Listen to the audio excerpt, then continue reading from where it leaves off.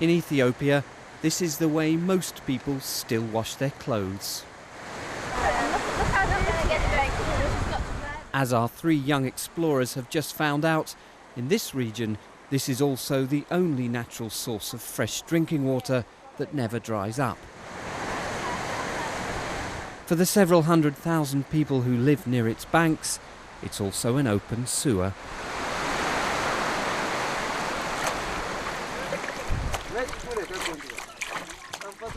But now, only a couple of miles further on, there's a better way. The water was clear. It's clear. In the village of Elaloka, Helen's discovered that this washstand has just been installed. Before they had to walk up to 5 hours to get to the river, and that water would be really dirty, so it wouldn't really be very effective at all. It's much better than washing it in that dirty river that we saw earlier today. It's part of a massive change for this community, all brought about by a cheap and simple technology.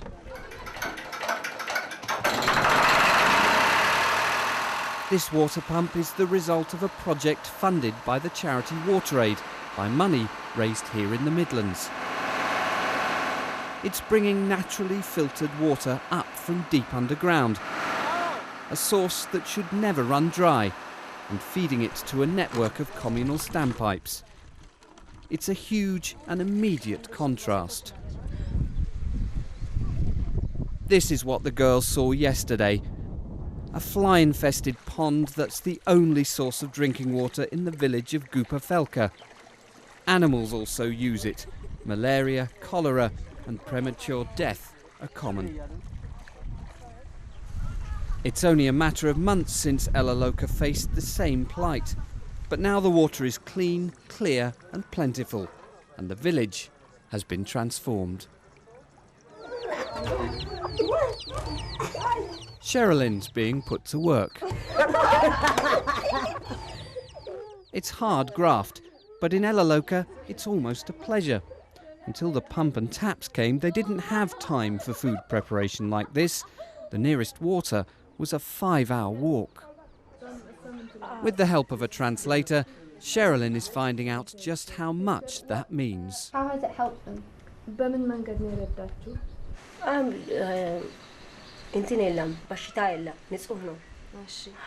It's clean, there's no, there are no illnesses. They can wash their clothes properly, they can drink it, and it's just, everything is good. Across the village, Lisa has discovered another innovation introduced by WaterAid. I wouldn't like to go to the toilet here actually, because there's no door and there's no toilet seats, but obviously they're going to be really beneficial for the families. It's completely different to yesterday, because the people yesterday didn't even know what a toilet was. They was thinking, why do we need a separate place to go to the toilet? So the people here have had education, so they know that it's really important.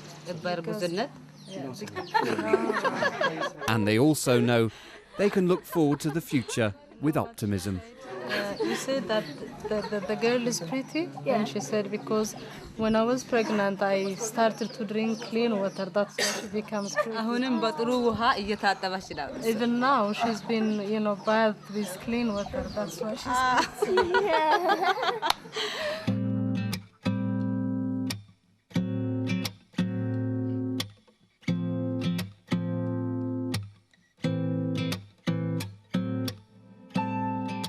Today's been a revelation. Just months after the taps and the toilets came to Elaloka, the villagers have seen a massive change.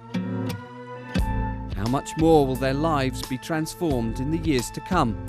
Find out when our explorers journey to a community that's had its own clean water for a decade in tomorrow's Central News at 6.